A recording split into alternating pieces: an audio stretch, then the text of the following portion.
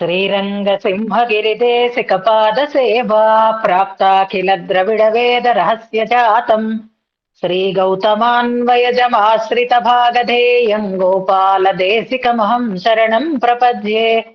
बाधूलान्वयसञ्जातमपलार्यतनूभवम् गोपालाचार्य सच्छात्रम् वन्दे वेङ्कटदेशिकम्। श्रीवात्स्यवरदाचार्य पौत्रम् तत्पदसंश्रयम् तातार्यतनयम् वन्दे रघुनाथाह्वयम् गुरुम्। कास्यपान्वयसञ्जातम् नारायणपदाश्रितम् శ్రీమన్నారాయణం వందే యతీశ్వరశ్రియాజుషం.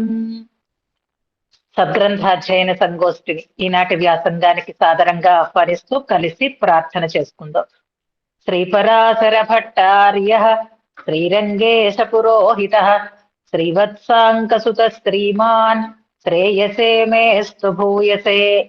భట్టార్య గంభీర హృదబ్ది నిర్యత్ దివ్యామృతస్య క్రమయేష భవ్యః. శ్రీరంగరాజస్తవ నామ కోయం ధినోతి నిత్యం విబుధాంతరంగం.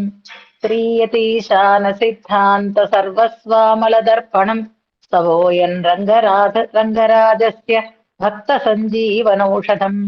సప్త ప్రాకార మధ్యే సరసిజ ముకుళోద్భాసమానే విమానే కావేరీ మధ్యదేశే మృదుతర ఫణిరాఢ్భోగ పర్యంక భాగే నిద్రాముద్రాభిరామం కటినికట శిరః పార్శ్వ విన్యస్త హస్తం పద్మాధాత్రీకరాభ్యాం పరిచిత చరణం రంగరాజం భజేహం. అతంత్రిత చమూపతి ప్రహిత హస్తమస్వీకృత ప్రణీత మణిపాదుకం కిమితి చాకులాంతఃపురం. అవాహన పరిష్క్రియం పతజరాజమారోహతః కరిప్రవర బృంహితే భగవతస్వరాయై నమః. శ్రీరంగేశయ శరణం మమాసి వాచ్యా వియాలోలత్కమలతటాకతాండవేన రగ్భూషాంబరమయథాయథం దధానః ధింగ్మామిత్యనుగ జగర్జమాజగంధ. ఈనాడు గోష్ఠికి స్వాగత వచనాలను తెలియజేస్తూ నిన్నటి పాఠ్యాంశాన్ని అద్భుతంగా మననం చేసి మన ముందు ఉంచినటువంటి శోభారాణిని మనసారా అభినందిస్తున్నాను. కొంతమంది ఒక మాట మనం వింటూ ఉంటామే, నిమ్మకి నీరెత్తినట్లుగా అని ఒక వ్యవహారం ఉంటుంది. అంటే ఏ రకమైనటువంటి తడబాటు లేకుండా అలా నిశ్చలంగా ఉండడం అన్నమాట. అలాగే ఈ మననం చేస్తున్నప్పుడు కానీ అభ్యాసం చేస్తున్నప్పుడు కానీ ఆ తడబాటు కనపడనివ్వకుండా ఉంటుంది. మనసులో టెన్షన్ ఖచ్చితంగా ఉంటుంది, కానీ ప్రకటన కాకుండా దాన్ని బ్యాలెన్స్ చేయగలిగేటటువంటి ఒక సామర్థ్యం శోభారాణిలో ఉంది. ఇవాళ విషయం వివరించినటువంటి తీరు కూడా చాలా అద్భుతంగా ఉంది. మనం చెప్పుకున్నటువంటి ప్రారంభం చేసిన రీతిలో వెనుకటి అవతారాన్ని దాని వైభవాన్ని స్పృశిస్తూనే ఈ శ్లోకంలో చెప్పబడినటువంటి పరశురామ అవతార వైభవాన్ని కూడా సమగ్రంగా వచ్చేటట్టుగా సమయానికి తగినట్లుగా కూర్చుకుని అనుసంధానం చేశారు, శ్లోకానుసంధానము చేశారు. ఓ చిన్న కొత్తదనం కొసమెరుపులాగా చివరిలో పరశురామ అవతార వైభవాన్ని తెలియజేసేటటువంటి ఒక చక్కటి శ్లోకాన్ని కూడా అనుసంధానం చేయడం దానికి మరింత అందాన్ని చేకూర్చింది. ఆమె శ్రద్ధ, ఆమెకు ఉండేటటువంటి సమర్థత ఆచార్య అనుగ్రహంతో భగవద్ అనుగ్రహంతో పరిపూర్ణం కావాలి అని ప్రార్థన చేస్తూ చిన్న సవరణలు ఎక్కడ అంటే ఇచ్ఛామీన విహార కచ్చ అన్నారు. కచ్చపం అనేది పదం. కచ్చపం అంటే తాబేలు. ఇచ్ఛామీన విహార కచ్చప. అలాగే రోషారామ అన్నారు. రోష రామ, అక్కడ షకారానికి దీర్ఘం ఉండదు. రోష రామ. అలాగే క్రోధ క్రోధకృత్ కర్త అన్న ఆ కర్త అనే పదం కూడా ఇంకోలా పలికారు. ఏదో నేను నోట్ చేయలేదు, కానీ అది కూడా అక్కడ కూడా కర్త అనే పదం సత్రగా కొంచెం స్పష్టంగా ఉచ్చారణ చేయాలి. చిన్న దోషం అక్కడ కూడా వచ్చింది. ఇలా ఉచ్చారణలో చిన్న చిన్న దోషాలు తప్ప విషయ వివరణలో కానీ విషయ గ్రహణంలో కానీ ఏ రకమైనటువంటి కన్ఫ్యూజనో లేదు. అయినా ఇచ్ఛామీన విహార కచ్చప అనేటటువంటి శ్లోకాన్ని మనం కొంచెం జాగ్రత్తగా విని అనుసంధానం చెయ్యాలి అని సూచన చేస్తూ ఆచార్య అనుగ్రహంతో ఇలాంటి వాళ్ళందరూ కూడా ఈ వాంగ్మయాన్ని చక్కగా తాము అవగాహన చేసుకుంటూ దీంట్లో ఉండేటటువంటి మంచిని 10 మందికి అందించడానికి తగినటువంటి రీతిలో దీన్ని వారు అందుకొని అందించాలి. అలాంటి సదవకాశం ఈ సద్గ్రంథ అధ్యయనం కలిగిస్తుంది. ఇందులో చక్కగా శ్రద్ధగా అన్వయిస్తూ ఇప్పుడు ఒక ప్రత్యేకమైనటువంటి రోల్ కూడా నిర్వహిస్తూ అభ్యాసం విశేష అభ్యాసాన్ని చేసి రంగనాథ కైంకర్యాన్ని చేసుకోవాలనేటటువంటి శ్రద్ధని కూడా కనపరుస్తూ ఉండేటటువంటి శోభారాణి. వీళ్ళందరూ ఎలా అయిపోవాలంటే మూల స్తంభాలలా అయిపోవాలి. సద్గ్రంథాధ్యయన సంగోష్ఠికి కొన్ని పిల్లర్స్ ఉంటాయి చూసారా, దాని మీద బిల్డింగ్ నిలబడుతుంది. అలాగే పైన అంతస్తులు ఎన్ని వచ్చినా మొదట ఉండేటటువంటి మూలాలు వీళ్ళు అన్నట్లుగా కొంతమంది అలాగా తమకు ఉండేటటువంటి సామర్థ్యాన్ని మనన రూపంలో ప్రకటించుకుంటూ ఉన్నారు. వారిలో ఒకరు మన శోభారాణి. హితోధికమైనటువంటి సదవకాశము, అలాగే ఆచార్య అనుగ్రహము, భగవద్ అనుగ్రహము కలగాలి అని ప్రార్థన చేస్తూ, రేపు మాటకే ఏకాదశి, నిజానికి ఉదయంతోటే ఏకాదశి అయిపోతుంది, కానీ మన సంప్రదాయాన్ని బట్టి మనం మిగులు చేసుకుంటాం కాబట్టి రేపు ఏకాదశి అనుకుంటున్నాం, కానీ ఇవాళ పూర్తి ఏకాదశి ఉంది ఇవాళ. అంచేత ఈ కైంకర్యానికి ద్విగుణమైనటువంటి అనుగ్రహము, ద్విగుణమైనటువంటి ఫలము కూడా లభిస్తుంది అని తెలియచేస్తూ ఈనాటి వ్యాసంగాన్ని శ్లోకానుసంధానంతో ప్రారంభం చేసుకుందాం. మొదటి శ్లోకము నిన్నటి శ్లోకము. హర్తుం తమస్సదసతీ చ వివేక్తుమీశో మానం ప్రదీపమివ కారుణికో దదాతి తేనావలోక్య కృతినః పరిభుంజతే తం తత్రైవ కేపి చ ఫలాస్సలభీ భవంతి. భవాన్ రామో భూత్వా పరసు పరికర్మా భృగుకులాత్ అలావేద్ భూపాలాన్ పితృగణమతార్సీత్ తదసృజ భువో భారాక్రాంతం లఘుతలముపాచీక్లుపదితి విషాముగ్రం పశ్యోప్యనఘ మమ మాజీ గణదఘం. ఇంతవరకు మనం అర్థంతో అనుసంధానం చేసుకున్నాం. ప్రధానంగా ఇవాళ అందరం గుర్తించి సరిదిద్దుకోవలసినటువంటి అంశం ఒకటి ఉంది. నిన్నను ప్రతిపదార్థం చెప్తున్నప్పుడే నాకు అన్వయం కుదరలేదు. అది ఒక్కసారి పరిశీలన చేస్తే తేడా అప్పుడు తెలిసింది. మీరు చక్కగా వృత్తాలు నేర్చుకుంటున్నారు, పాదాలు గుర్తు పెట్టుకుంటున్నారు. ఇంకా ఒక అడుగు ముందుకు వేసి మన సునీత గారు ఆ ఛందస్సుకి ఇది తగి ఉందా లేదా, ఇక్కడ ఇది ముందుకొస్తే సరిపోతుందా, ఈ పదం వెనక్కుంటే సరిపోతుందా, ఛందస్సు సరిపోతుందా, అక్షరాలు సరిపోతాయా అనేటటువంటి ఒక ఆలోచన కూడా చేస్తూ దాన్ని భావన చేస్తున్నారు. అలాగే నిన్న శ్లోకంలో ఒక చిన్న పదం మిస్ అయింది, మనకి ప్రింటింగ్ లో లేదనమాట. దానివల్ల అది మనకి ఎలా తెలుస్తుంది అంటే చూడండి, ఈ శ్లోకంలో ప్రతి పాదంలోనూ కూడా 17 అక్షరాలు ఉన్నాయి. మూడో పాదం దగ్గరికి వచ్చేసరికి 15 అక్షరాలే ఉన్నాయి. చూడండి, భువో భారాక్రాంతం లఘుముపాచీక్లుపదితి అని మీరు అక్షరాలు లెక్క పెట్టుకుంటే 15 వస్తాయి. అక్కడ ఇంకో 2 అక్షరాలు ఉంటాయి. ఎందుకంటే భువహ అనేటటువంటి పదము, అలాగే ఉపాచి క్లుపత్ అనేటటువంటి ఒక క్రియాపదము, ఈ రెండింటిని అన్వయం చేసేటప్పుడు తేడా వస్తుంది. భువహ తలం అని అక్కడ తల శబ్దం రావాలి. అది కూడా వరసలో పద్యం కాబట్టి ఛందోనుగుణంగా పదాలు అటు ఇటు అవుతాయి కాబట్టి లఘుతలం అని పెట్టుకోవాలి. అక్కడ లఘు తర్వాత తల అనేటటువంటి అక్షరాలని రాసుకోవాలి. లఘుతలం, మళ్ళీ ముపాచి క్లుపత్ అలాగే ఉంటుంది, తలం సున్నాయి ఉపాచి క్లుపత్ అవుతుంది అనమాట. లఘు తర్వాత తల అని 2 అక్షరాలు రాసుకోండి.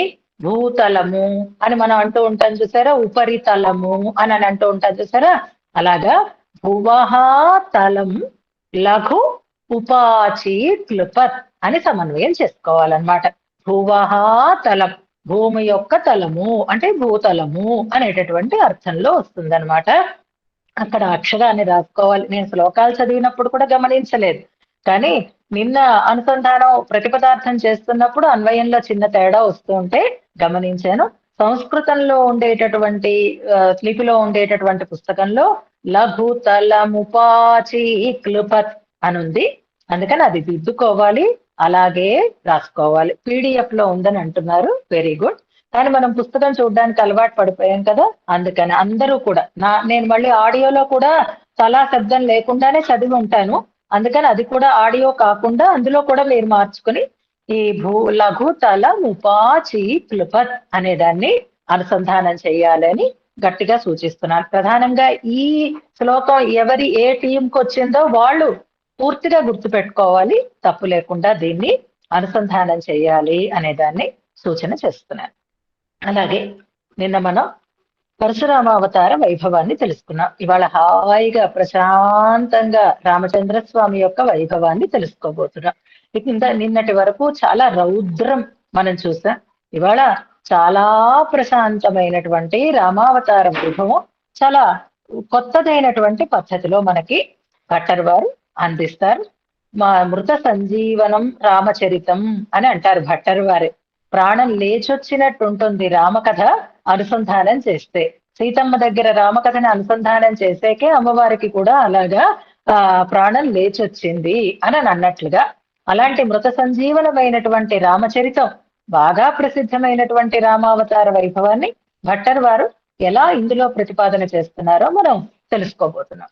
దానికి ముందుగా నిన్న మనం దశావతార స్తోత్రంలో ఉండేటటువంటి పరశురామావతార వైభవాన్ని కూడా అనుసంధానం చేస్తున్నాం. ఇక్కడ ఇంకొకటి గుర్తుపెట్టుకోండి, లఘు అన్నప్పుడు మనకి లఘు పదంతో ఒక పదం ఇంతకు ముందు ఒక శ్లోకంలో వచ్చింది. లఘయిష్యన్ అనేటటువంటి ఒక ప్రయోగం కలిగినటువంటి శ్లోకం కూడా మనకుంది. ఇందులోనే ఉత్తర శతకంలోనే లఘయిష్యన్ అనేటటువంటి పద ప్రయోగం కలిగిన శ్లోకాన్ని కూడా జ్ఞాపకం చేసుకోండి. ఇక పితృ సంతర్పణం చేస్తారు 73 అని పెడుతున్నారు. అయిపోయింది అనుకుంటాను. లఘయ వస్తుంది ఇంకా, అందుకనే మీరు చెప్పలేదు. ఇంకా రాబోయే శ్లోకాలలో ఆడియోలో నేను చదివాను కాబట్టి నాకు గుర్తొచ్చింది. అగ్ని సంతర్పణమా లేక పితృదేవతా సంతర్పణమా పరశురాముడు చేసినది అని అంటే తమాషాగా క్రోధాగ్ని సంతర్పణం చేశాడు అని మనకి వివరణ చేస్తారు. ఇందులో మనకి ఆళ్వార్ల యొక్క పాసురాలలో ఉండేటటువంటి భావనలని అనుసరించి ఈ శ్లోకాన్ని మనకి అందించారు అని అనుకున్నాం. ఆళ్వార్ల పాసురాలలో పితృదేవతా సంతర్పణం చేశాడు ఆ రక్తంతో క్షత్రియులని వధించి, దుష్ట క్షత్రియులని వధించి అని అనుకున్నాం. అదొక భాగం అయితే, అగ్నికి నీరు పోసి తడపడం, అగ్నిని ఆర్పడం. ఏ అగ్ని ఆరింది అంటే క్రోధం అనేటటువంటి అగ్ని ఎవరికి కలిగింది? పరశురామునికి కలిగింది. ఎందుకు కలిగింది? నిన్న మనం ఆ చరిత్రనంతటినీ కూడా చెప్పుకున్నాం. అంచేత ఇక్కడ అగ్ని సంతర్పణం చేసినట్టుగా అని కూడా సమన్వయం చేస్తారనమాట. ఆ శ్లోకంలో, దశావతార శ్లోకంలో హనుమత్ స్వామికి తోకకి నిప్పు అంటించారు. ఆ నిప్పు వల్ల ఆయనకి ఏదైనా ఇబ్బంది కలుగుతుందేమో అని వాళ్ళ ఉద్దేశం. కానీ ఆ సీతమ్మ యొక్క రక్ష లభించింది. అగ్ని ఆయనని ఏమీ చెయ్యలేదు. అప్పుడు ఆయనకి స్పృహ వచ్చింది. ఓహో, ఏమిటి నాకేం చెయ్యటం లేదేంటి, అగ్ని నన్ను కాల్చటం లేదేమిటి అని అనుకున్నాడు ఆయన. చల్లటి చందనం పెట్టినట్టుగా ఉంది తోక చివరిని ఆయనకి అగ్ని మండుతూ ఉంటే. అప్పుడు ఆయనకి ఏమనిపించింది అంటే, అయ్యో ఈయన వచ్చాడు, ఈయనకి ఏదైనా విందు భోజనం పెట్టాలి కదా అని అనుకున్నాడు ఆయన. అస్య సంతర్పణం న్యాయం అనుకుంటాడు సుందరకాండలో హనుమత్ స్వామి. ఈ అగ్నికి సంతర్పణ చెయ్యాలి అని అనుకుని అప్పుడు లంకా దహనం చేశాడు అంటారు వాల్మీకి అక్కడ. అలాగే ఇక్కడ పరశురాముడు కూడా ఆ క్రోధాగ్ని సంతర్పణం చేశాడు అని, క్రోధాగ్నికి తర్పణం అంటే నీళ్లు వదిలేడు, క్రోధాగ్నిని చల్లార్చుకున్నాడు అని అంటారు. మనం ప్రతిరోజు కూడా ఒక అవతార వైభవాన్ని తెలియజేసేటటువంటి ఒక్కొక్క ఉద్గ్రంథంలో ఉండేటటువంటి శ్లోకాలని మనం అనుసంధానం చేస్తూ వస్తున్నాం. అలాగే ఇవాళ పరశురామ వైభవాన్ని తెలియజేసేటటువంటి ఒక శ్లోకం మనకి మాంగళ్య వివృద్ధి స్తోత్రం అని ఒక అద్భుతమైనటువంటి స్తోత్రం ఉంది. మొన్న కూడా దాని గురించి ప్రస్తావన చేశాను. మనకి కూర్మావతార వరాహావతార సందర్భంలో హిరణ్యాక్ష వధ చేసినటువంటి ఒక శ్లోకాన్ని మనం అనుసంధానం చేసుకున్నాం. అందులో అన్ని అవతారాల గురించినటువంటి ప్రస్తావన వస్తుంది. ఎప్పుడైనా ఏకాదశి నాడు ఒకసారి మనం అనుసంధానం చేసుకుందాం. అది కూడా విష్ణు ధర్మంలో ఉండేటటువంటి అద్భుతమైనటువంటి శ్లోకం. అలాంటి ఆ మాంగళ్య వివృద్ధి స్తోత్రంలో పరశురామావతార వైభవాన్ని చెప్పినటువంటి ఒక్క శ్లోకాన్ని ఇప్పుడు అనుసంధానం చేసుకుంటూ కొత్త శ్లోకాన్ని మనం తెలుసుకునే ప్రయత్నం చేద్దాం. నిక్షత్రియాం యశ్చ చకార మేదినీం అనేకశో బాహువనం తథాచ్చినత్ యః కార్తవీర్యస్య స భార్గవోత్తమో మమాస్తు మాంగళ్య వివృద్ధయే హరి. మనకి ఈ శ్లోకంలో ఉండేటటువంటి అంశాలన్నీ ఆ శ్లోకంలో మనకి స్ఫురిస్తూ ఉన్నాయి. జాగ్రత్తగా గమనించండి. నిక్షత్రియాం యశ్చ చకార మేదిని, ఈ భూమండలాన్నంతటినీ కూడా దుష్ట క్షత్రియులు లేకుండా చేసేడు అని. భూపాలాన్ అలావీత్ అనే మాటని ఇక్కడ క్షత్రియ పదం, ఇక్కడ భూపాల పదం మనకి కనిపిస్తుంది.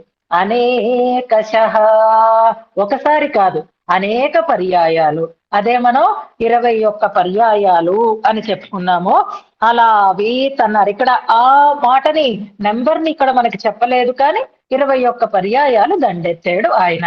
అనేకశో బాహువనం తదాచ్చినత్, కార్తవీర్యార్జునుని సంహరించాడు. ఆయన బాహువులని చెట్టు కొమ్మలు నరికినట్టుగా నరికాడు అని మనం అనుకున్నాం కదా.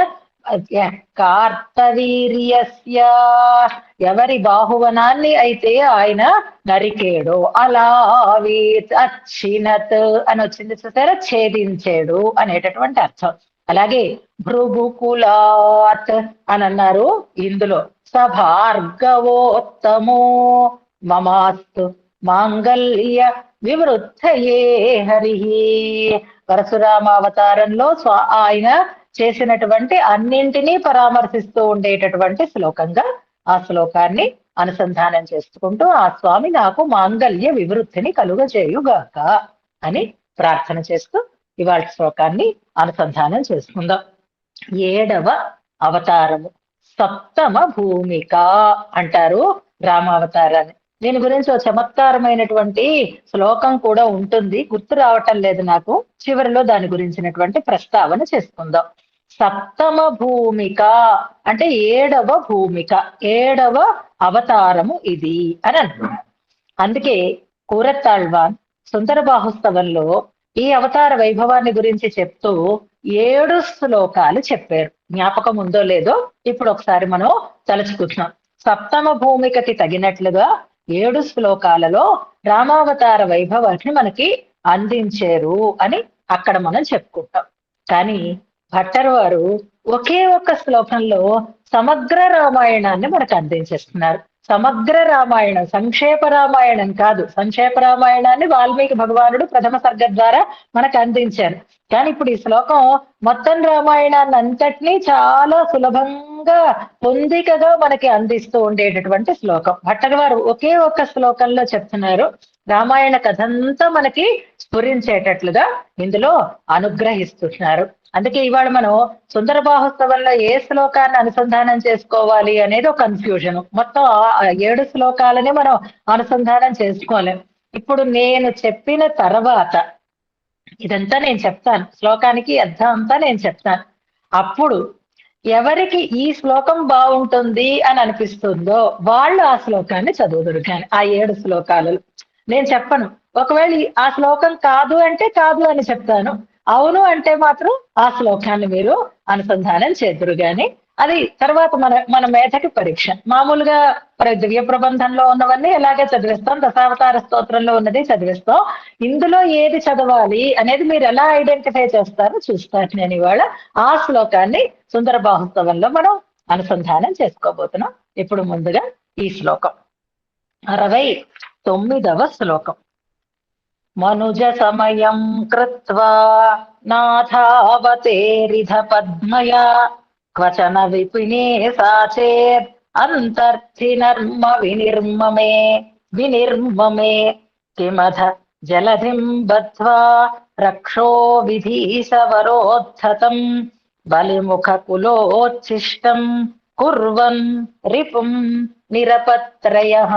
రామచంద్రుడు ఎంత ఎంత ప్రశాంతంగా ఉంటాడో ఈ శ్లోకం కూడా అంత ప్రశాంతమైనగా ఉంది. పదాల కూర్చో అంత సులభంగా ఉంది. బహుశా ఈ టీంలో ఈ శ్లోకమే సులభమైన శ్లోకం అని అనిపిస్తుంది. ఇది చిన్న చిన్న పదాలు, హాయిగా పెద్ద పెద్ద సమాసాలు కాకుండా హాయిగా ఉంది శ్లోకం. రామావతారం అంత హాయిగా అనిపిస్తోంది శ్లోకానుసంధానం. మరొకసారి కలిపి చదువుతాం. మనుజ సమయం కృత్వా నాథావతేరిధ పద్మయా వచన విపినే సాచేదంతర్థి నర్మ వినిర్మమే కిమథ జలధిం బద్ధ్వా రక్షో విధీశవరోద్ధతం బలిముఖ కులోచ్ఛిష్టం కుర్వన్ రిపుం నిరపత్రయః. ఇందులో సంబోధనార్థకమైనటువంటి పదం ఉంది. జాగ్రత్తగా గమనించండి. ఎక్స్క్లమేటరీ మార్క్ పెట్టి లేదు, కానీ పదం అయితే ఇందులో ఉంది. కట్టే కొట్టే తెచ్చే అన్నట్టుగా ఇవాళ ఈ శ్లోకం అంతా కూడా మొత్తం రామాయణంలో ఉండే అన్ని అంశాలని కూడా మనకి స్ఫురింప చేసేటట్లుగా ఉంది. గుడ్. నాథ అనేది ఇందులో ఉండేటటువంటి సంబోధనార్థకమైనటువంటి పదం. నాథావతేరిధ అని ఛందస్సు కోసం రెండు కలిపేశారు, సంధి చేసేశారు. కానీ ఇక్కడ నాథ అవతేరిధ అని రెండు పదాలుగా మనం దాన్ని చేసుకోవాలి.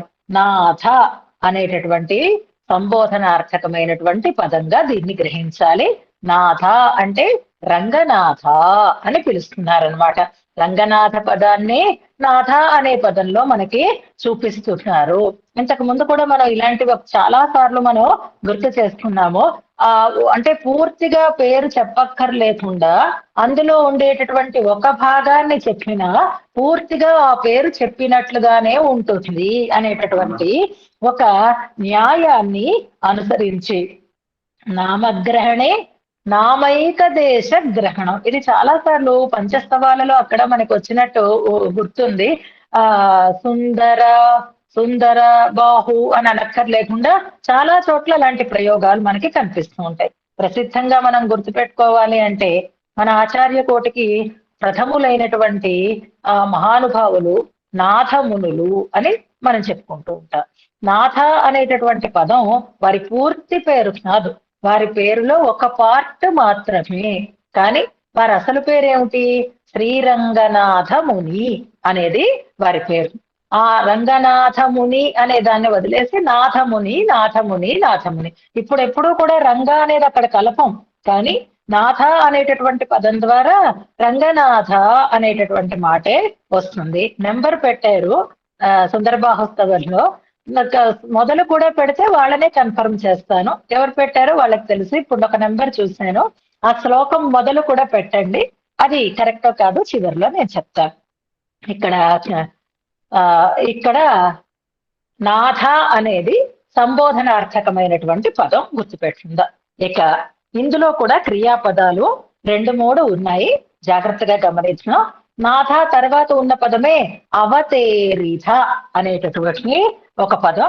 అది పరిపూర్ణమైనటువంటి క్రియాపదం.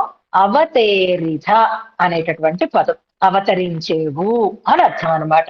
మరొక పదం ఉంది వినిర్మమే అనేటటువంటి పదం. వినిర్మమే అంటే నిర్మించినది అని అర్థం అనమాట, అంటే చేసినది అనే అర్థంలో.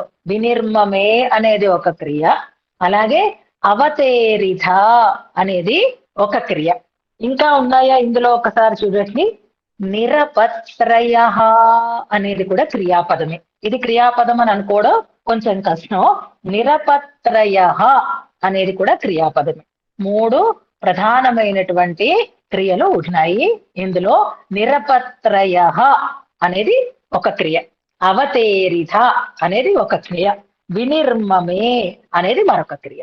అలా కాకుండా ఇంకా అవాంతర క్రియలు కూడా సులభంగా తెలుసుకోవడానికి తగినట్లుగా ఉన్నాయి. చూడొచ్చు ఇందులో. కుర్వన్, బద్ధ్వా, కృత్వా ఇలాంటి పదాలకి సులభంగానే మనం గుర్తించేస్తాము. ఇవన్నీ కూడా అవాంతర క్రియలు అని తెలుసుకుందాం. ఇప్పుడు అవతార వైభవాన్ని గురించి ప్రారంభం చేస్తున్నాడు. అవతార వైభవం ఎక్కడ ప్రారంభమైంది అంటే, రావణ వధ కోసం నారాయణుణ్ణి బ్రహ్మాది దేవతలందరూ కూడా ప్రార్థన చేస్తే వారి ప్రార్థనని మన్నించి తప్పకుండా నేను మానవునిగా అవతరిస్తాను అని వారికి మాట ఇస్తాడు స్వామి. ఆదౌ రామ తపోవనాభిగమనం అంటూ ఒక శ్లోకం ఉంది మనకి మొత్తం రామాయణాన్ని గురించి. అంటే పాపం ఆయన తపోవనానికి వెళ్ళడంతో అక్కడ ప్రారంభం చేసేసారు. కానీ మన భట్టరు వారు సమగ్రత చెడకుండా ఉండడం కోసం మనుజ సమయం కృత్వా అంటున్నారు. అంటే ఈ మనుజ సమయం, సమయం అంటే ఇక్కడ జాగ్రత్తగా గమనించండి, మంచి మంచి పదాలు కదా. నిన్న కూడా ఒక పదం మనకు వచ్చింది, అది ఉగ్రం పస్యః అనేటటువంటి పదం. ఇలాంటి పదాలన్నీ మనం లిస్ట్ అవుట్ చేసి పెట్టుకుందాము అని అనుకుంటున్నాము. ఉగ్రం పస్యః, ఫలే గ్రహి, కుక్షింభరి, విశ్వం ఆత్మంభరి, ఇలాంటి పదాలన్నీ చాలా విశేషమైనటువంటి నిపాతలుగా చెప్పబడి విశేషమైనటువంటి అర్థాన్ని చెప్పేటటువంటి పదములు అని అనుకున్నాం. ఇక నిన్నటి శ్లోకంలో మనం ఉగ్రం పస్యః అనేటటువంటి పదాన్ని జ్ఞాపకం పెట్టుకుందాం. ఇక ఇందులో సమయం, ఈ సమయం అనేసరికల్లా మనకి దీని అర్థం వేరే ఎవరు చెప్పక్కర్లేదు. సమయం అంటే కాలము అనేటటువంటి అర్థం మనకి తెలుస్తూ ఉంటుంది.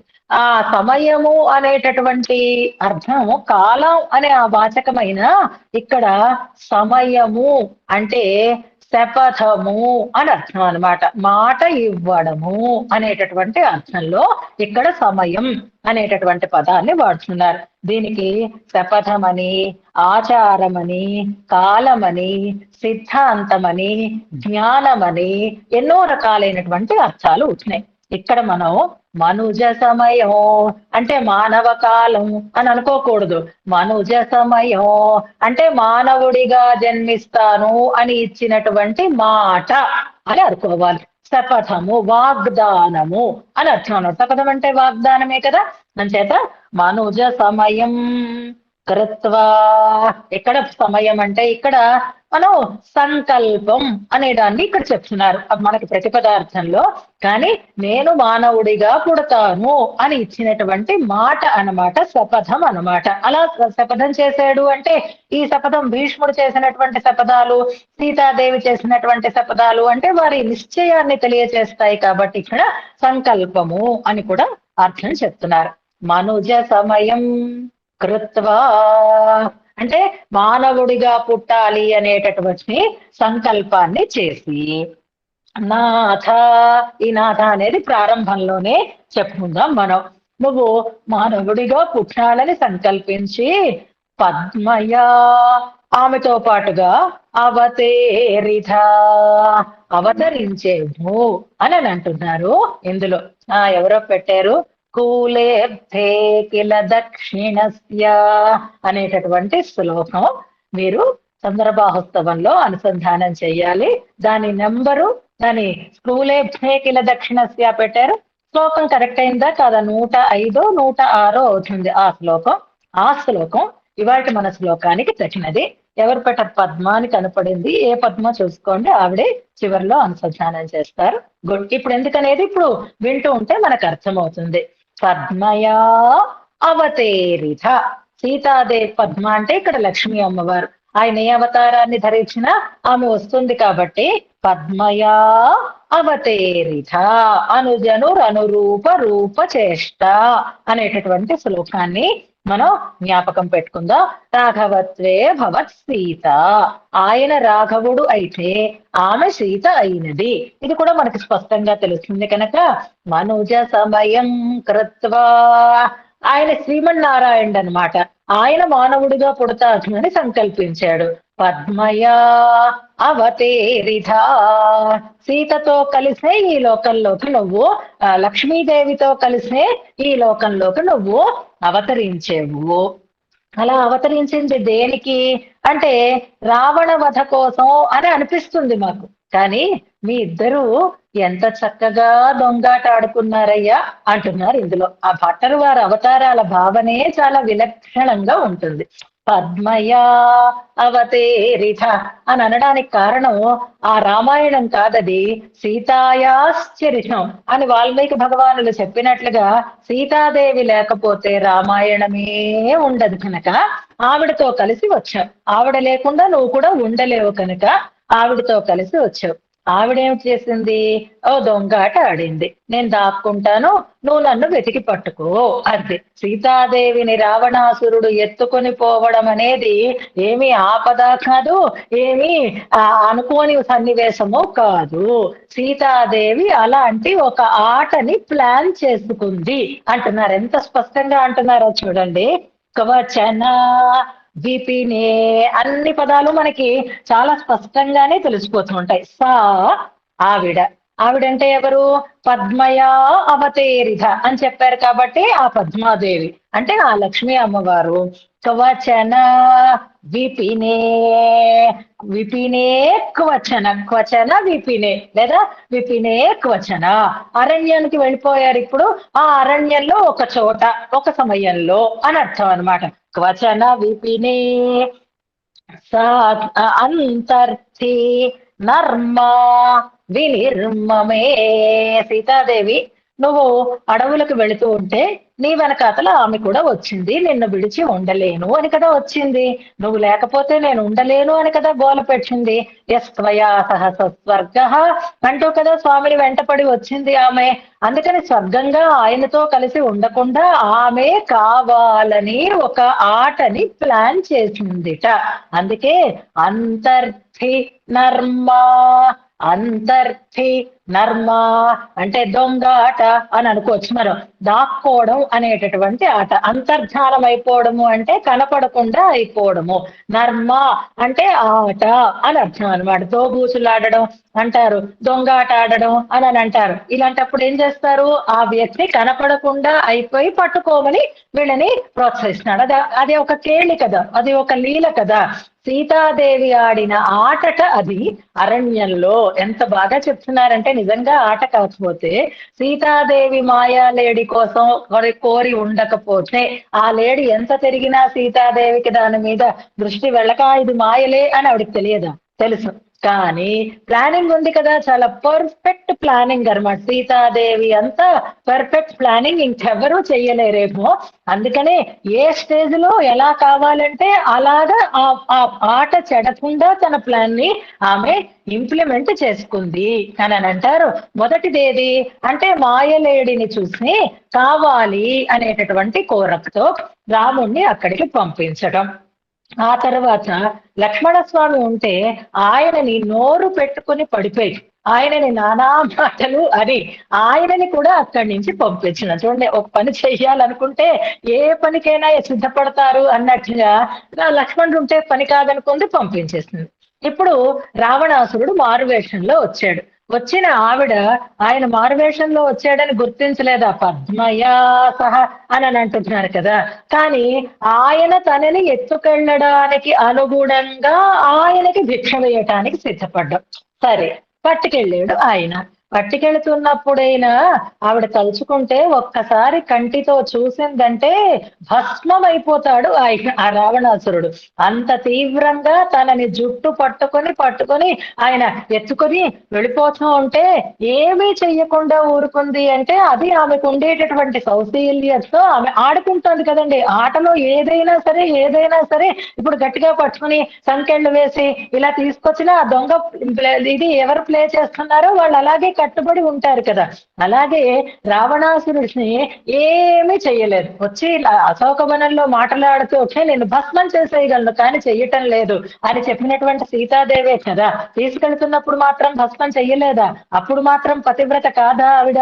కానీ చెయ్యలేదు. ఇవన్నీ ప్లాన్ చేసుకుని వెళ్ళి హాయిగా ఆ అశోకవనంలో కూర్చొని తీయగా కబుర్లు చెప్తూ కూర్చుంది ఆవిడ. మధురా మధురా ఆలాప అంటే అందుకే ఆళ్వార్లు చెప్తారు, ఆమె చెరలో పెట్టబడలేదు, ఆమె చెరలో ఉంది అంటారు. అంటే కావాలని జైలుకి వెళ్ళినటువంటి వైనంగా దాన్ని చెప్తారు. మనం అందరూ ప్రధానంగా మనకి శ్రీవచన భూషణంలో ఉండనే ఉంది.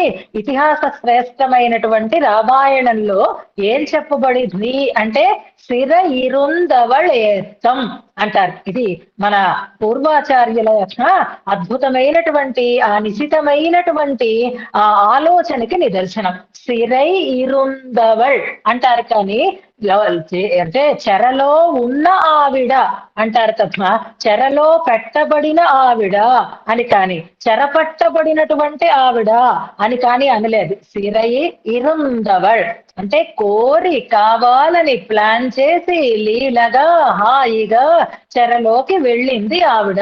ఎందుకు అంటే తనలాంటి స్త్రీలందరికీ కూడా విముక్తిని కలిగించటం కోసం. దాన్నంతటిని ఆ సారాన్నంతటిని అంటే బహుశా అంతర్తి నర్మ అన్న దాన్ని బట్టే తర్వాత పిళ్ళలోకాచార్య స్వామి వారు అలా రచించి ఉండవచ్చు. మనం అలా కూడా భావన చెయ్యవచ్చు. అంతర్తి నర్మ అంతర్ధానం అవ్వడం అనేటటువంటి క్రీడ, కనపడకుండా పోవడం అనేటటువంటి క్రీడ. ఇంతకు ముందు కూడా మనకి నర్మ అనే పదం వచ్చింది. రంగరాజ నర్మ అని అనుజనురనురూప అనేటటువంటి శ్లోకంలోనే వస్తుంది. రంగరాజ నర్మ అని రెండు పదాలుగా చేసుకోవచ్చు, రంగరాజ నర్మ అని ఒకే పదంగా కూడా చేసుకోవచ్చు. రంగరాజు యొక్క లీల అని అనుకోవచ్చు కదా, రంగరాజ నర్మ నీ లీల అని కూడా మనం పెట్టుకోవచ్చు అని అనుకున్నాం. ఇక్కడ ఇంకో నర్మ వస్తుంది. ఇదే నర్మ అంటే అంతర్ధి నర్మ, అదృశ్యం అయిపోవడం అనేటటువంటి ఒక ఆట ఆడిందిట ఆవిడ. వినిర్మమే చేత్, వినిర్మమే చేత్ అంటే అలాంటి ఆట చేసిందే అనుకో అంటున్నారు. వినిర్మమే చేసినది చేత్ అయితే అన్నారు. ఇలా అనేసరికల్లా ఇప్పుడు చూడండి చెప్పకుండానే ఆ సీక్రెట్ రివీల్ అయిపోతూ ఉంటుంది. ఇప్పుడు సీతాదేవి కావాలని చెరలోకి వెళ్ళింది.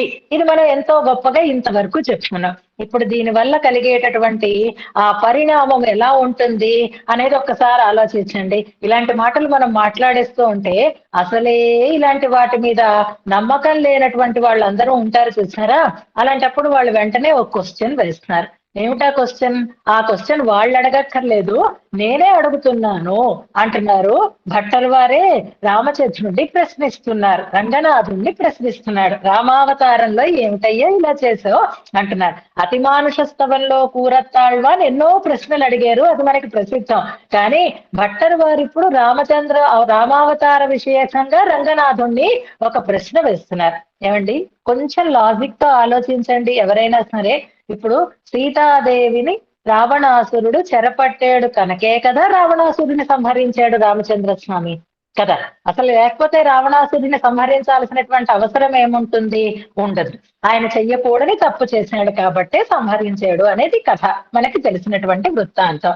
ఇప్పుడు మీరేమంటున్నారు అంటే సీతాదేవే కావాలని చెరలోకి వెళ్ళింది అంటున్నారు. అది అంతర్ధి నర్మ అంటున్నారు దాన్ని. మరైతే రావణాసురుడిని ఎందుకండి శిక్షించడం? తప్పు కదా. నిజానికి రావణాసురుడు చెరపడితే కదా, చెరపట్టేటట్లుగా క్రియేట్ చేసుకుంది సిచ్యుయేషన్ ఆవిడ. అంటే ఇప్పుడు చూడండి, కొంతమంది ఏదో పెద్ద ఆడవాళ్ళ విషయంలో అన్యాయాలు జరిగిపోయినాయి అన్నట్లుగా చెప్తూ ఉండడం, నిజానికి దానికి అంతటికీ వాళ్లే ప్లాన్ చేసి పెట్టుకోవడం, ఇలాంటి సన్నివేశం ఒకటి వస్తే చేసినది ఒకరు కానీ దానికి శిక్షణ అనుభవించినది ఒకరు అనేటటువంటి ఒక ఆలోచన వస్తుంది కదా. పోనీ ఆ శిక్ష అయినా నువ్వేదో చిన్నగా వేసావా అంటే ఆ సీతాదేవిని చెరపట్టినందుకుగా ఆ రావణాసురుని దగ్గర నుంచి విడిపించటం కోసం రామచంద్రుడు చేసినటువంటి ఆర్భాటాలన్నీ తర్వాత మనకి చెప్తున్నారు చూడండి. వినిర్మమే చేత ఆమె ఒక ఆటలాగా అంతర్ధి నర్మ చేసింది. మరి అలాంటప్పుడు కిం అథ, అథ అనే పదం ఉంది చూసారా, ఈ అథ అనే పదంకి ఎన్నో రకాలైనటువంటి అర్థాలు ఉన్నాయి. భట్టరు వారు ఇందులో క్వశ్చన్ వేస్తున్నారా? కిం అనే పదంతో మనకి తెలుస్తోందా అంటే కాదు. అథ అనే పదం, అథ అనే పదం ప్రశ్న అర్థాన్ని కూడా ఇచ్చేది అవుతుంది. చెప్పు, నాకు చెప్పు ఈ విషయం, అసలు ఇప్పుడు చెప్పు, పూర్తిగా దాన్ని వివరించు అని అంటున్నట్లుగా. అథా బదులు చెప్పవయ్యా స్వామి, నువ్వేం చేసావు? జలధిం బధ్వా, సముద్రాన్ని బధ్వా బంధించావు, సముద్రం మీద సేతువుని నిర్మించావు. రక్ష, ఆ రక్షస్సుని నువ్వేం చేసావు అనంటే విధి ఈశా వర ఉద్ధతం రక్ష, విధి ఈశా వర ఉద్ధతుడు అయి ఉన్నాడు రావణాసురుడు. రావణాసురుడికి బ్రహ్మ ఇచ్చినటువంటి వరం ఏది అంటే చావు లేకుండా ఉండడం. మనుషులతోటి కోరుకోలేదు కానీ దేనివల్ల చావు రాకుండా ఉండాలి అని కోరుకున్నాడు. రావణ వధ సమయంలో మనకు విచిత్రం కనిపిస్తూ ఉంటుంది. ఎన్నిసార్లు సాక్షాత్తుగా రామచంద్ర స్వామి ఆ తలలని కొడుతున్నప్పటికీ కూడా మళ్ళీ ఆ తలలు మొలుస్తూనే ఉంటాయి, మొలుస్తూనే ఉంటాయి. ఈ వరం ఎవరి వల్ల వచ్చింది అంటే ఈశుడు ఇచ్చాడు. అంటే విధి శివులు ఇద్దరూ ఇచ్చినటువంటి వరబలంతో ఆయన చాలా ఉద్ధతుడు అయి ఉంటున్నాడు. ఒకటి మృత్యువు లేకుండా ఉండాలనేటటువంటి వరం, రెండు ఒకసారి తల ఛిద్రమైన మళ్ళీ అది మొలుస్తూ ఉండేటట్లుగా ఉండేటటువంటి ఒక శక్తి. ఈ రెండు విధి ఈశ వర ఉద్ధతం. అందుకని ఆయన నిశ్చింతగా ఉంటున్నాడు, తల వంచనే లేదు. ననమేయో అన్నాడు. ఉద్ధతుడై ఉంటున్నాడు అంటే తృప్తుడై ఉన్నాడు, గర్వోద్ధతుడై ఉన్నటువంటి ఆయన అలాంటి అహంకారంతో తల ఎగరవేస్తే ఏమవుతుందో తెలుసా? ఆ రావణాసురుడి యొక్క తలలకి ఏ గతి పట్టిందో తర్వాత చెప్తున్నారు. బలి ముఖ కులోచ్చిష్టం కుర్వన్.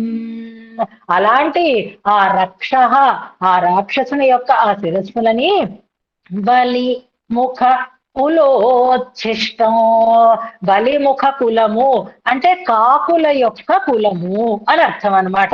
బలి భుజి సుశిపాలే అంటూ వాడతారు. బలిభుక్ అంటే కాకి అని అర్థం. బలిముఖ కుల. ఆ రావణాసురుడిని వధించి ఆయన శిరస్సులు కాకులు పొడుచుకొని తినేటట్లుగా చేశాడుట రామచంద్ర స్వామి రావణుణ్ణి వధించి అంటున్నారు ఇందులో. బలిముఖ కుల ఉచ్ఛిష్టం. పూర్తిగా కూడా తినలేదు, ఇలా పొడిచి వదిలేసాయి. అంటే అది సగం ఆరగించి వదిలేసినట్లుగా వాటికి ఆహారంగా చేసేసాడట ఆయన.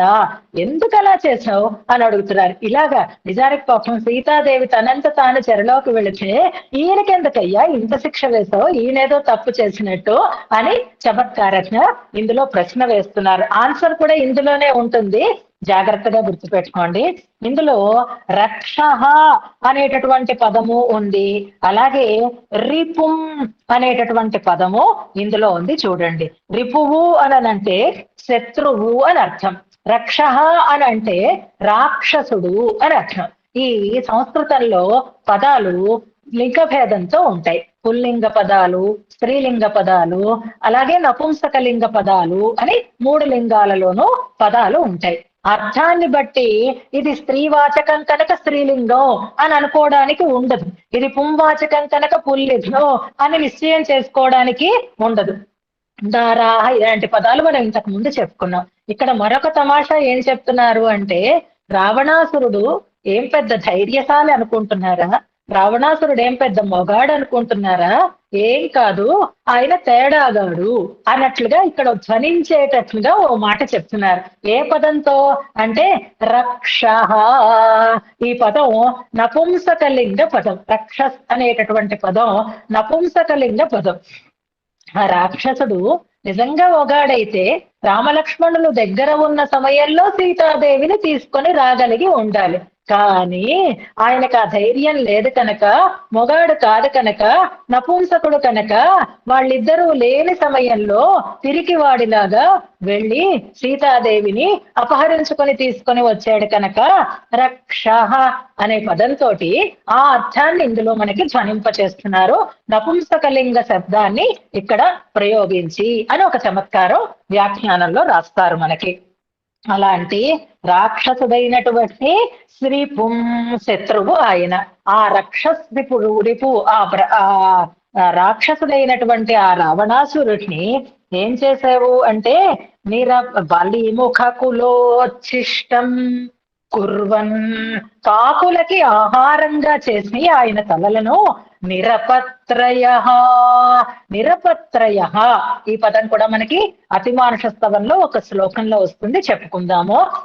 అసలు నిరవయవునిగా చేసేసావు అంటే ఏది ఆయనకి అవయవాలు మిగలకుండా ఉండేటట్లుగా చేసేవు. కిం అంటున్నారు. ఇదేమిటయ్యా అని అడిగినట్లు ఒక అర్థం. ఇదేమిటిది, ఇలా చేసేవేమిటి అని అడుగుతున్నట్లుగా నిరపత్రయ కిం, అలా ఆయన్ని నువ్వు వధించేవే ఏమిటిది అన్నట్లుగా ఈ కిం అనేది మనం చివరిలో పెట్టుకోవచ్చు. లేదా కిం నిరపత్రయ, ఎందుకలా రావణాసురుడిని నువ్వు వధించేవు అని ఒక ప్రశ్న అడుగుతున్నట్లుగా ఇందులో మనకి అర్థం వస్తుంది. అథ అంటే ప్రశ్నార్థకమైనటువంటి ఒక అవ్యయం అన్నమాట. చెప్పు అంటున్నట్లుగా ఉంటుంది. నిజానికి అమ్మని బంధించటంలో రావణాసురుడి ప్రమేయం ఏమీ లేకపోయినా రావణాసురుణ్ణి వధించటంలో ఆర్భాటాన్ని చేసి నువ్వు ఆయనని వధించేవు. అలా ఎందుకు ఆయనని వధించేవు అని అడుగుతూ ఉంటే ఇప్పుడు దానికి సమాధానం ఏమని చెప్పుకోవచ్చు మనం? ఇందులోనే సమాధానం ఉంది అని నేను అంటున్నాను కదా. సమాధానం ఏదైనా మనకి ఇందులో స్ఫురిస్తోందా? ఎక్కడ మనం దీనికి ఆన్సర్ లింక్ చేసుకోవచ్చు అనంటే మనుజ సమయం కృత్వా అనేటటువంటి పదం ఉంది చూసారా. మనుజునిగా మానవునిగా పుట్టి అని రావణాసురుడు సంహరింపబడాలి అనంటే మానవ రూపుడైనటువంటి వాని చేతే సంహరింపబడతాడు కనుక ఆ శపథాన్ని నిజం చేసుకోవడం కోసం రావణాసురుడిని నువ్వు వధించావు తప్ప రావణాసురుడు సీతమ్మని బంధించాడు కాబట్టి ఆయనకి శిక్షగా రావణాసురుణ్ణి వధించటం అనేది కాదు. నువ్వు ఇచ్చినటువంటి మాటని అనుకూలంగా చేసుకుని నువ్వు ఈ మనుజ సమయాన్ని పాటించి మనుజుడిగా జన్మించి రావణాసురుడు మానవుడి చేతిలోనే వధింపబడతాడు అనే మాటని నిజం చేసావయ్యా అనేదాన్ని ఇందులోనే మనకి సమాధానాన్ని ఇస్తున్నారు. అంచేత సీతమ్మని చెరపెట్టడానికి తగినంత గొప్పతనం రావణాసురుడిలో లేదు. సీతమ్మనైనా రామచంద్రుణ్ణైనా వారి సంకల్పానుగుణంగానే ఎవరైనా ఏదైనా చేస్తారు తప్ప వారి సంకల్పానికి మించినట్లుగా చేసేటటువంటి శక్తి ఎవరికీ లేదు. అందులో ఈ రాక్షస జాతికి అసలే లేదు.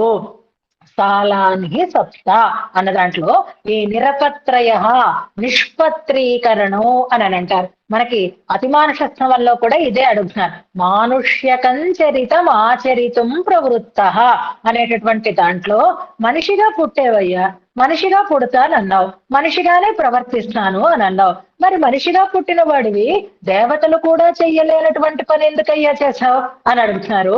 మనకి కూరత్తాళ్వాన్ అతిమానుష స్తవంలో నేనేం చేశాను అని అంటారా అంటే రామావతారం మొత్తంలో అతిమానుషమైనటువంటి చేష్టగా మనకి కనపడేటటువంటిది ఏదో తెలుసా? రావణవధ కాదు సుమండి. ఏది మనం అతిమానుషమైనటువంటి అఘటిత ఘటనా సామర్థ్యంగా చెప్పుకోగలిగినటువంటి ఒక లీలగా దేన్ని చెప్పుకోగలగాలి అని అంటే సేతుబంధనం. గుర్తుపెట్టుకోండి.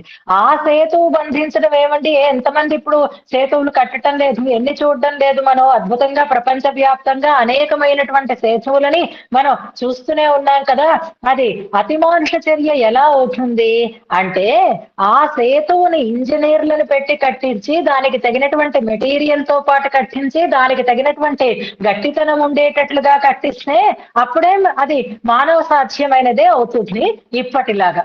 కానీ ఎలా కట్టాడు ఆయన అంటే కోతులు పెద్ద పెద్ద బండరాళ్ళని మోసుకొని రావడం ఏంటి? ఇదొక విశేషం. కోతికి ఉండే శక్తి ఎంత? ఆ బండరాయిని పెడితే కోతి దాని కింద 100 కోతులు చితికిపోతాయి. అంతంత పెద్ద పెద్ద రాళ్ళు మనకి అతిమానుష స్తవంలో ఉంటుంది. ప్లవంగమ సమింగిత ప్రణున్నై అంటారు. అంటే తెచ్చినవి కోతుల, అవి ఎత్తి పెద్ద పెద్ద రాళ్ళు తెచ్చాయా? తెచ్చిన రాళ్ళని అవేమైనా ఆర్డర్ లో పెట్టాయా? కిందని సిమెంట్ అవి వేసాయా? కిందనేమైనా ఇనప స్తంభాలు కట్టాయా? ప్రణున్నై ఫాట్ ఫాట్ మనం విసురుతున్నాయి. కోతులు అసలు ఎలాంటివో మనకు తెలుసు కదా. వాటికే అసలు చాంచల్యవత్మ. అవి తేవడం విసరడం, అవి తేవడం విసరడం, అవి తేవడం విసరడం చేస్తూ ఉంటే అలాంటి ఆ కోతుల ద్వారా నువ్వు పెద్ద సేతువుని నిర్మించేవే స్వామి. మరి ఇది దేవాతికమైనటువంటి చరిత్ర కాదా అంటారు. ఎందుకయ్యా అలా బయటపడిపోతావేమిటి అని అంటారు. అలాగా ఇప్పుడు రావణాసురుణ్ణి సేతుం బద్ధ్వా సేతువుని బంధించి బలిముఖ కులోచ్ఛిష్టం కుర్వన్ నిరపత్రయ నిరవయవునిగా చేసేవు.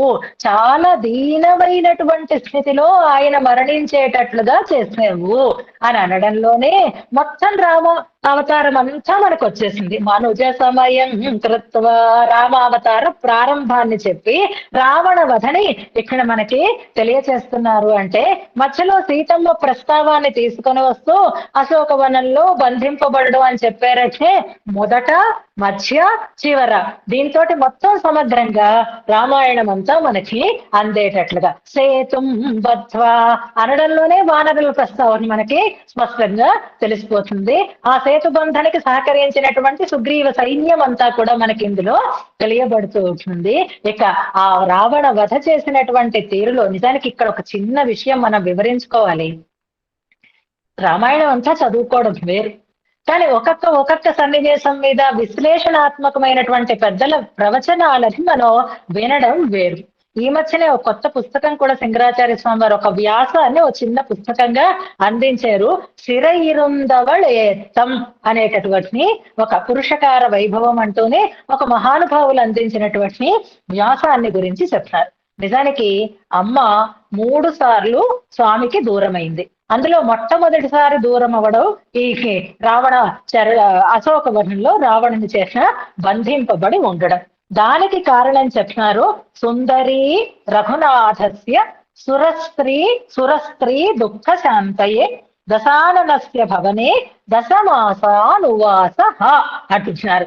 కావాలనే దేవతా స్త్రీల యొక్క దుఃఖం తొలగింప చెయ్యడం కోసం తాను 10 నెలలు రావణుని చెరలో ఉన్నది, రావణుని ఇంట్లో ఉంది అని స్పష్టంగా చెప్తున్నారు. సీతాదేవి తలుచుకుంటే ఉండకపోవడానికి కూడా అవకాశం ఉంటుంది. సరే, అవన్నీ వద్దు, మనకి టైం అయిపోతుంది. ఇప్పుడు మనం ఉదంక ప్రశ్న అని మహాభారతంలో చెప్తూ ఉంటారు. శ్రీకృష్ణ భగవానుడు ఈ భారత యుద్ధం అయిపోయిన తర్వాత తిరిగి వెళుతూ ఉంటే ఉదంకుడు అనేటటువంటి మహర్షి ఆయనను ఒక ప్రశ్న వేశాడు అని, ఏమయ్యా ఇలా చేశావు అన్నాడని.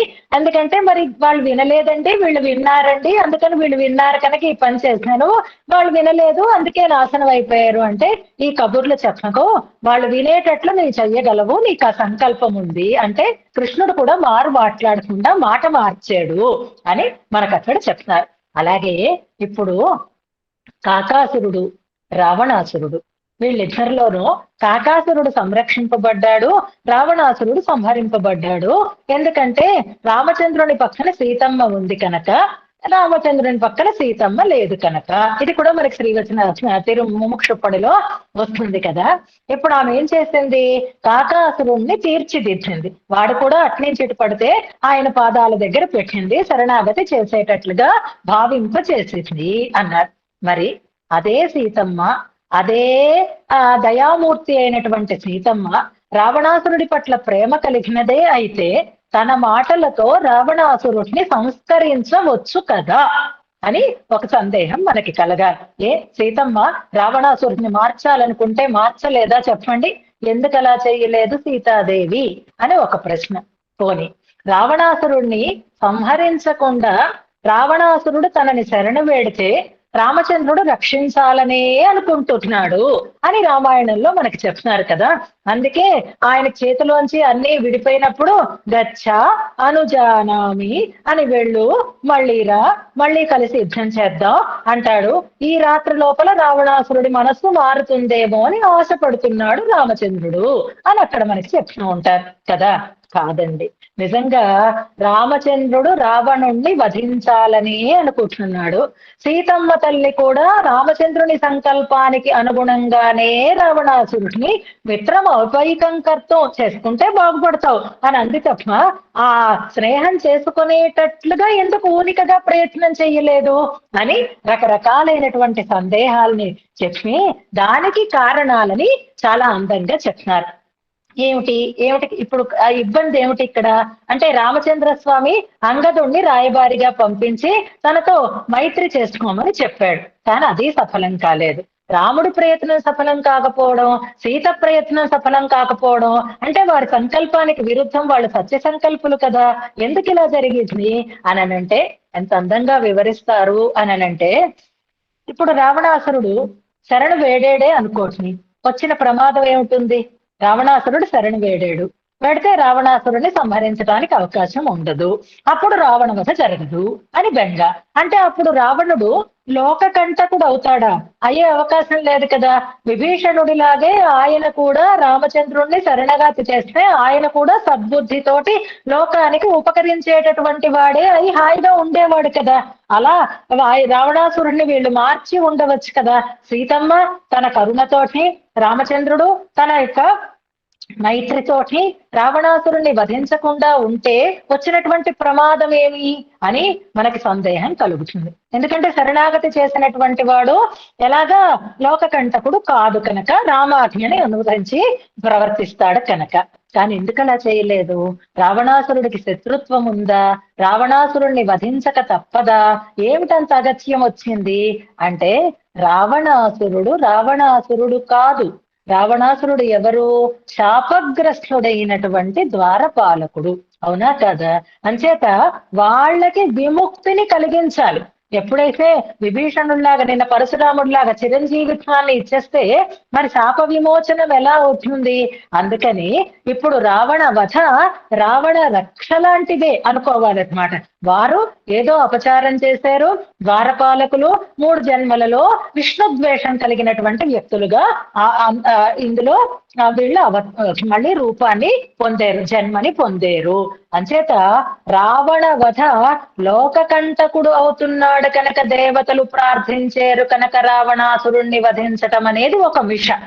అంతేకాకుండా సీతమ్మని చెరపెట్టాడు కాబట్టి, ఇవ్వమన్నా తిరిగి ఇవ్వలేదు కాబట్టి రావణాసురుణ్ణి వధించాడు అనేది కూడా ఒక పైకి కనిపించేటటువంటి ఒక కారణం. నిజానికి చెరపట్టలేదు, చెరలోకి ఆమె వెళ్ళింది అంతే.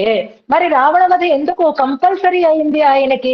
వీళ్ళిద్దరూ కూడా, సీతారాములు ఇద్దరూ కూడా రావణాసురుణ్ణి అనుకూలమైనటువంటి బుద్ధి కలిగిన వానిగా ఎందుకు మార్చలేదు అంటే, ఆ వ్యక్తి యొక్క స్వభావము అలా ఉన్ననాడే ఆ శాపం అనుభవం అయిపోతుంది, తర్వాత మోచనం కలుగుతుంది. కాబట్టి రావణ వధ తప్పనిసరిగా చెయ్యాలనేటటువంటి సంకల్పం కలిగినటువంటి వాడు కనుక రామచంద్ర స్వామి రావణుణ్ణి వధించేడు. అందుకనే ఇక్కడ కిం అనేటటువంటి మాటని ఎందుకయ్యా వధించేవు అంటే, రావణాసురుడు ఆ జన్మని పూర్తి చేసుకుని మళ్ళీ యథారూపంగా అక్కడ తన కైంకర్యాన్ని చేసుకునేటటువంటి ద్వారపాలకునిగా వెళ్ళాలి. అది రావణ వధకి ఆ కారణమైంది. కానీ పైకి కనిపిస్తూ ఉండేటటువంటి కారణాలన్నీ అనేకాలుగా ఉంటే చమత్కారంగా భట్టర్ వారిచ్చిన ఎందుకయ్యా అలా పాపం ఆయన మీద పడ్డావు అంటున్నారనమాట.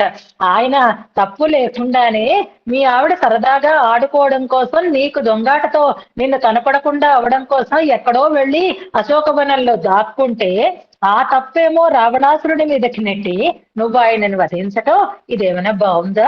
ఎందుకలా చేసావు అని చమత్కారంగా ఇందులో భట్టర్ వారు రామావతార వైభవాన్ని ప్రశ్నిస్తున్నట్లుగా ఇందులో రావణ వధ ఎందుకు చేసేవు అనేటటువంటి మాటని చెప్తున్నారు. దీనికి ఎన్నో రకాలైనటువంటి సమన్వయాలు మనకి చేస్తున్నారు.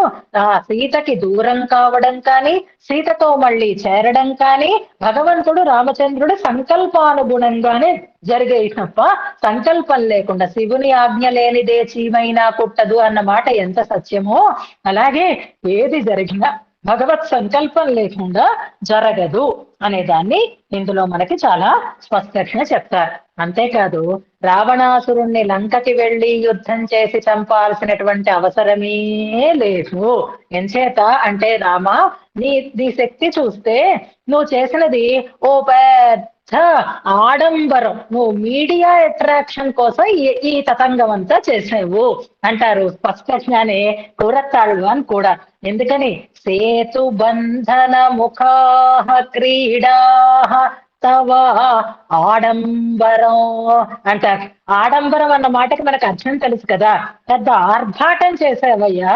ఎందుకంటే సముద్ర శరణాగతి చేసినప్పుడు ఎక్కుపట్టిన బాణాన్ని సముద్ర శత్రువుల మీదకి ఈ ఒడ్డున ఉంచే ఆ ఒడ్డుకి నువ్వు బాణప్రయోగం చేసి వాళ్ళని సంహరించావు. అలాగే సేతుబంధనము అక్కర్లేదు, సముద్రాన్ని దాటి వెళ్ళక్కర్లేదు, యుద్ధము చెయ్యక్కర్లేదు, ఈ ఒడ్డున నిలబడి నువ్వు బాణప్రయోగం చేస్తే రావణాసురుడు కూడా అంతమైపోతాడు. కానీ నీకు అలా నచ్చదు కదా. రావణుడి దృష్టి ఆకర్షించాలి, రాక్షసుల దృష్టిని ఆకర్షించాలి, మీడియా అట్రాక్షన్ అంటారు కదా, వాళ్ళ దృష్టి దీని మీదకి పడేటట్లుగా చేసుకోవడం కోసం కొంతమంది పిచ్చి పిచ్చి పనులు చేసి తాము అందరికి దృష్టిని ఆకర్షిస్తూ ఉంటారు చూసారా. అలాగే నువ్వు కూడా ఈ సేతువుని కట్టడం ఇది చూసేసరికే రావణుడి గుండె జారిపోతుంది అనమాట. అమ్మో, ఇంత సంస్థిమంతుడా, ఇంత అతిమానుష చేష్టలు చేసేవాడా అని అనిపించేటట్లుగా ఓ పెద్ద ఆర్భాటాలు చేసావయ్యా అంటారు. ఇవన్నీ కూడా క్రీడా అని అక్కడ ఎలా చెప్పారో ఇక్కడ సీతాదేవి చెరపట్టబడడం అనేది కాదు, సీతాదేవి చెరలో ఉండడం అనేది అంతర్థి నర్మ అని చమత్కారంగా రామావతార వైభవాన్ని ఇందులో అది కూడా కరుణా కాకుస్థ అన్నట్లుగా అది కూడా కరుణ వల్ల చేసినటువంటి పని అనే దాన్ని చెప్తున్నారు అందంగా. ఇంకా ఎన్నో విశేషాలు అవకాశాన్ని బట్టి మనం అనుసంధానం చేస్తున్నాం. సీతమ్మ రావణాసురుణ్ణి భస్మం చెయ్యకుండా ఉండడం కాని, రామచంద్రుడు రావణాసురుడు శరణాగతి చెయ్యేటట్లుగా సంకల్పం చెయ్యకపోవడం కానీ, ఇవన్నీ కూడా పైకి విచిత్రంగా కనిపించిన ఇవి మనుజ సమయం కృత్వా అనే దాన్ని మానవ అవతారాన్ని నువ్వు ధరించి ఈ పని చెయ్యాలనుకున్నావు కాబట్టి చేసేవు అని ప్రశ్న సమాధానం రెండు ఇందులోనే మనకు తెలియజేస్తున్నారు. ఈ శ్లోకాన్ని ఉపదేశాత్మకంగా అనుసంధానం చేసుకుందాం.